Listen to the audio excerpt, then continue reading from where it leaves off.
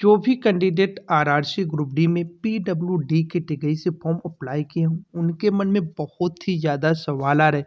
आखिर में हमारा जो है फाइनली रिजल्ट कब तक जारी किया जाएगा और कब तक ऑफिशियली कट ऑफ जारी की जाएगी डॉक्यूमेंट वेरिफिकेशंस के लिए, क्योंकि डॉक्यूमेंट वेरिफिकेशंस और मेडिकल की जो डेट है वो पहले ही अनाउंस हो चुकी है। और क्या एक्सपेक्टेड कट ऑफ जाएगी डॉक्यूमेंट वेरिफिकेशंस के लिए, क्या मैं अपना डॉक्यूमेंट वेरिफिकेशंस के लिए तैयार रहूं या फिर ना रहूं। तो गाइस मैं आज आपको इस वीडियो में इन सभी चीज़ों के बारे में बिल्कुल डिटेल में डिस्कस करूंगा, इसलिए फ्रेंड्स बिना स्किप किए आप वीडियो के लास्ट तक बने रहिएगा। और यदि आप चैनल पर नए हैं सब्सक्राइब करके बेल आइकन जरूर प्रेस करें, जिससे आपको रेलवे एग्जाम से जुड़े हुए पल पल की अपडेट मिलती रहे।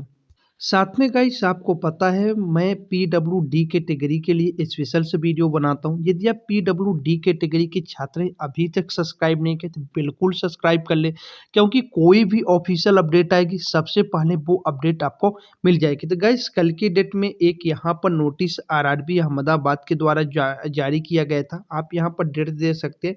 यहाँ पर बोला गया था कि उनका जो डॉक्यूमेंट वेरिफिकेशंस की डेट थी वो 30 जनवरी थी, उसे बढ़ाकर 1 फरवरी से 10 फरवरी के बीच में कर दिया गया। अब ये ऑफिशियल अपडेट थी। अब रही बात कि बाकी जो जोन है उनका एक्सपेक्टेड जो रिजल्ट है वो कब तक जारी किया जाएगा, उसके बारे में डिस्कस कर लेते हैं। साथ में गाइस मैं आपको बता दूं, आप यदि अभी एग्जाम की तैयारी कर रहे हैं तो आपके लिए बहुत ही बड़ा गोल्डन चांस टेक्स्ट बुक के द्वारा है। आपको 269 रुपये में MATH कोड लगाने पर पूरे 2 ईयर का टेक्स्ट बुक पास मिल रहा है। अभी तक 1 ईयर का मिल रहा था, 1 ईयर आपको एक्स्ट्रा मिल रहा है ये 26 जनवरी के उपलक्ष्य में। तो आप बिल्कुल इसे जो है परचेज कर लें, लिंक डिस्क्रिप्शन बॉक्स में दे दी गई है, कोड लगाना मत भूलें।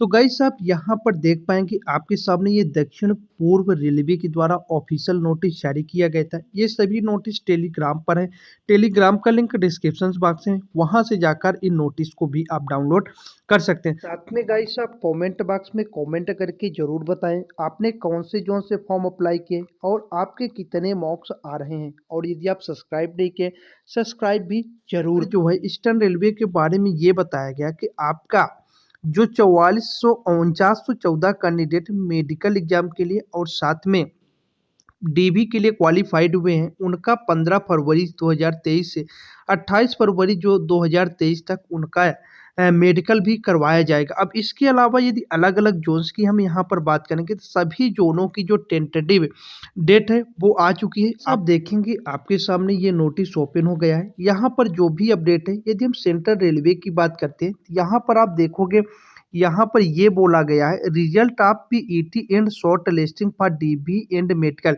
ये जो है तो यहाँ पर 8 फरवरी दिया गया। इसका मतलब ये हुआ कि आपका 8 फरवरी के बहुत पहले, लगभग 10 दिन पहले आपका इस तरीके से ऑफिशियल वेबसाइट पर वो कट ऑफ भी जारी कर दी जाएगी, क्योंकि 15 मार्च के पहले पहले आपका जो है डॉक्यूमेंट वेरिफिकेशन और मेडिकल दोनों को कंडक्ट करवा लेना है।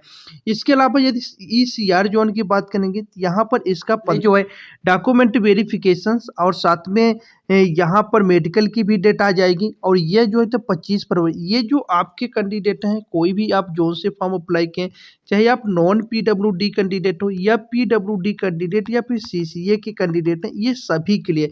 तो गाइस यहाँ पर आप देखें कि सभी जोनों की जो ऑफिशियली डेट है वो पूरी तरीके से अनाउंस हो चुकी है। तो यहाँ पर लगभग आपका 23 फरवरी से किसी का 15 फरवरी से किसी का 10 फरवरी से यहाँ पर आपका मेडिकल और डॉक्यूमेंट वेरिफिकेशन से स्टार्ट होगा। वहीं पर यदि पीईटी के लिए रिजल्ट की बात करोगे तो आप देख सकते हो 1 फरवरी को किसी का आ रहा है, यहाँ पर 1 फरवरी, यहाँ पर 1 फरवरी, मतलब यहाँ पर आप देख पाओगे आपका फाइनली जो डॉक्यूमेंट वेरिफिकेशन के लिए रिजल्ट है वो 1 फरवरी के पहले आ जाएगी। आपकी जो कट ऑफ है वो भी 1 फरवरी के पहले आ जाएगी। और जो सबसे लेट करने वाला जोन है रेलवे है जिसका 8 फरवरी को, और यहाँ पर वेस्टर्न रेलवे का 8 फरवरी, यहाँ पर जो कुछ रेलवे के है वो बताए गए हैं कि 8 फरवरी को आएगा। गाइस वेस्टर्न रेलवे को तो फाइनली आ चुकी है डॉक्यूमेंट वेरिफिकेशन की डेट 1 फरवरी से हो रहा है।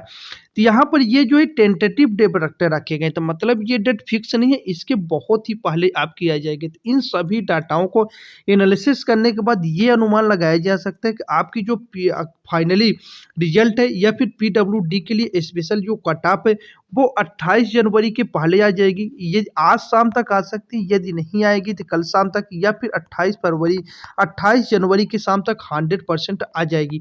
अब रही बात कि किन कैंडिडेटों के कितने मार्क्स आ रहे हैं, तो वो अपना डॉक्यूमेंट तैयार करके रखें या फिर डॉक्यूमेंट तैयार ना करें। प्रीवियस ईयर की कट ऑफ को एनालिसिस करते हैं तो वहाँ पर प्रीवियस ईयर में बहुत ही कम वैकेंसी थी, इसलिए जो कट ऑफ थी वो हल्का सा ज़्यादा किसी जोन की गई है और किसी जोन की तो बिल्कुल पासिंग मार्क पर गई है।